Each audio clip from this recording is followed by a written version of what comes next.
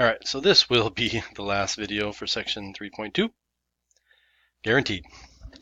All right, so just some correlation and regression wisdom, things to be aware of when you're working with bivariate data and you're making predictions.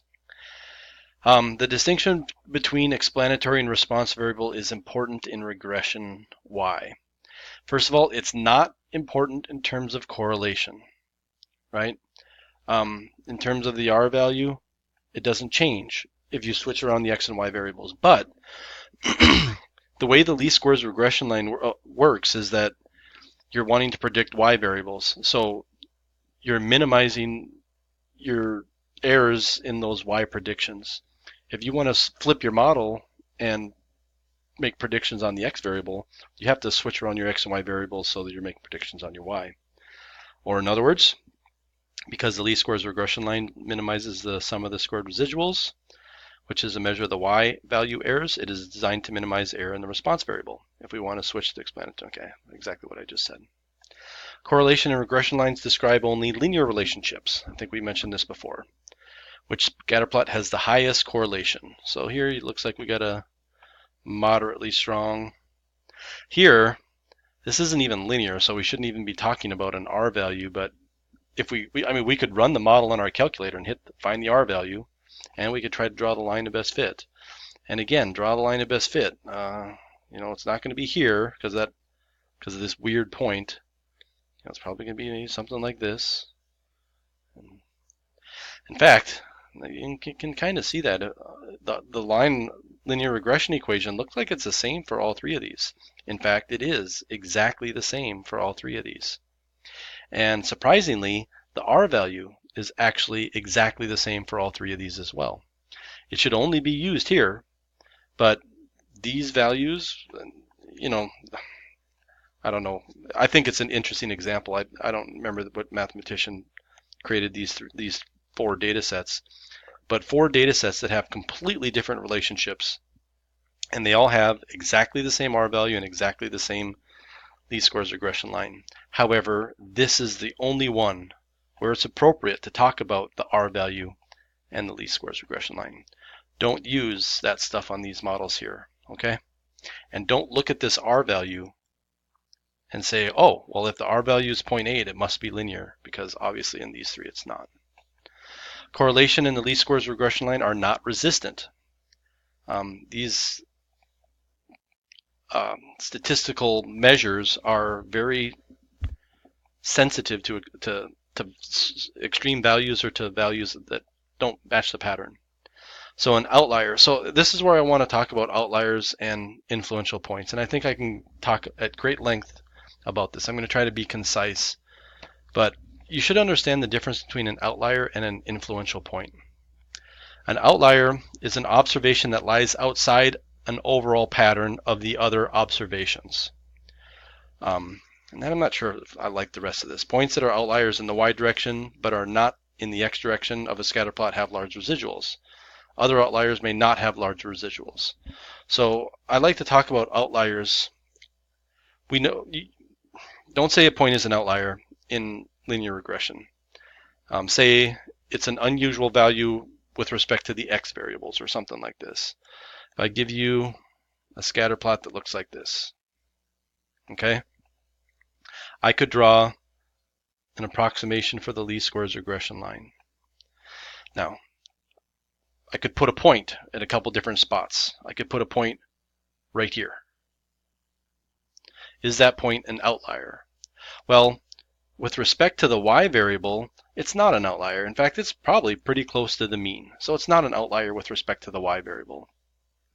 Is it an outlier with respect to the x variable? Yes, obviously.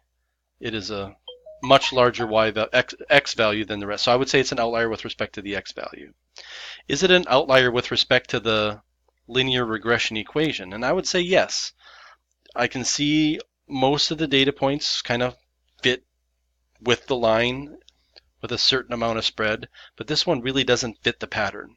So I'd say this is an outlier with respect to the linear model, although I'm not so sure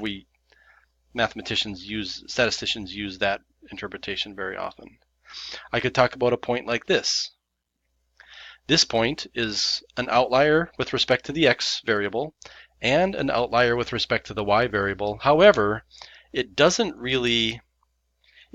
an outlier with respect to the overall pattern of the linear regression equation. Okay, it kind of fits the pattern and has a similar residual to the other data points. However, it's out there a little bit different. I wouldn't say this point is going to influence. So that's outlier. So now let's talk about an influential point. So outlier just means it's unusual with respect to the other points. Okay, could be with respect to the x direction, the y direction, or the linear regression model. An influential point is an observation is an influential point for a statistical calculation or a measure if removing it would markedly change the result of the calculation. So again, I'm not a big fan of this next one, but points that are outliers in the x direction are often influential for the least squares regression line. And that's true. Influential for the least squares regression line and influential with respect to the correlation coefficient. But what influential means is if that value has a very drastic effect on some specific measure. So I always think about what measure is it drastically affecting. So going back to this point that we had right here, is this an influential point? Well, with respect to so let's say y equals mx plus b and r equals whatever. So let's talk about each of these measures. How about the slope measurement? Is this point influential with respect to the slope? And I'd say no, because removing it doesn't really change the slope. So I would say it's not influential with respect to the slope. Nor is it influential with the y-intercept, because removing it wouldn't really move the line at all. So I'd say it's not influential with respect to either the slope or the y-intercept. Therefore, it's not influential with the least squares regression line. However, is this point influential with the correlation coefficient? And as you guys saw before, the answer to that is yes. Because remember, adding that point far outside, actually, like here, the R value might be, I don't know, 0.8. But when you add that point, it kicks it up to like 0.98 or something like that, because it's got such a huge z-score in each direction. So this point absolutely is influential with respect to the correlation. Okay? All right, let's talk about another example.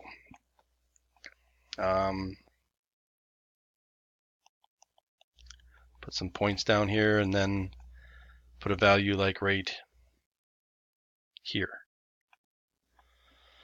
So without the point, this would be my line, and my R value would have a certain y equals mx plus b. I don't know what these values are, and R would be some number. So we could talk about outliers, but we just did that. Let's talk about influential.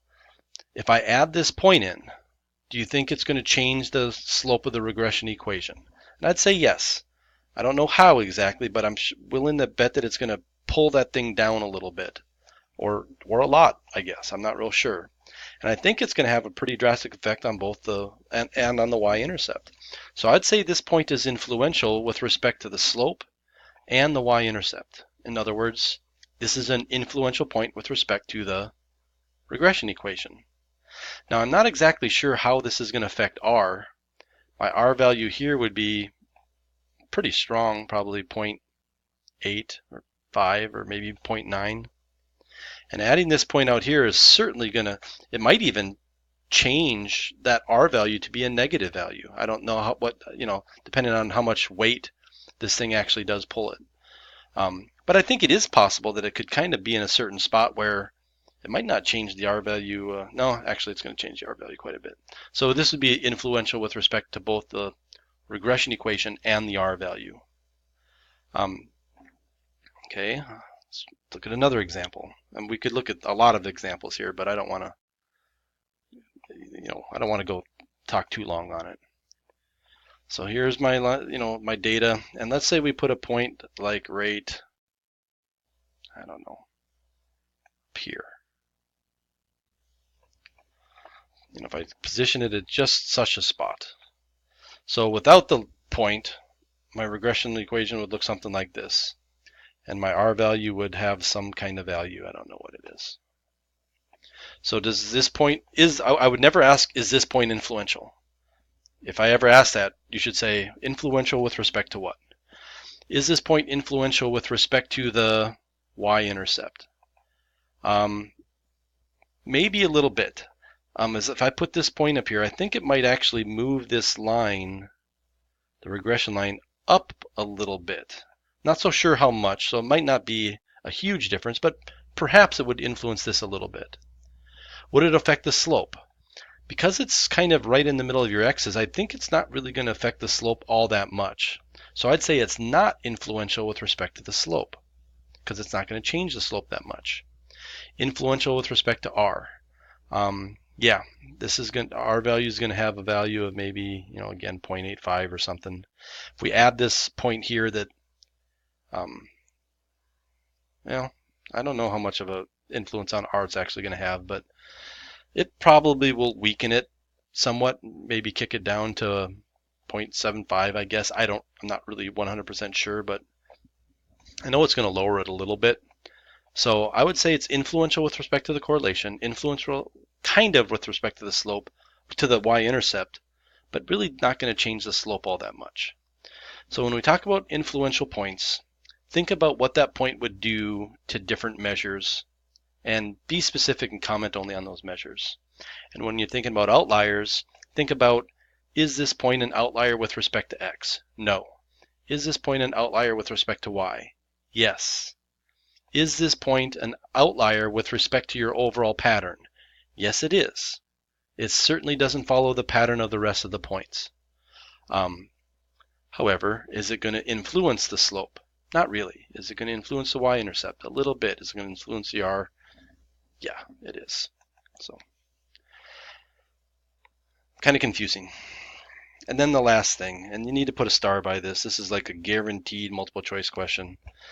Association does not imply causation. An association between an explanatory variable and a response variable, even if it's very strong, is not by itself a good evidence that changes in x actually cause changes in y. In order to prove causation, we need to conduct an experiment. Okay? If your scatter plot was done from an experiment, then yeah, we can talk about causation.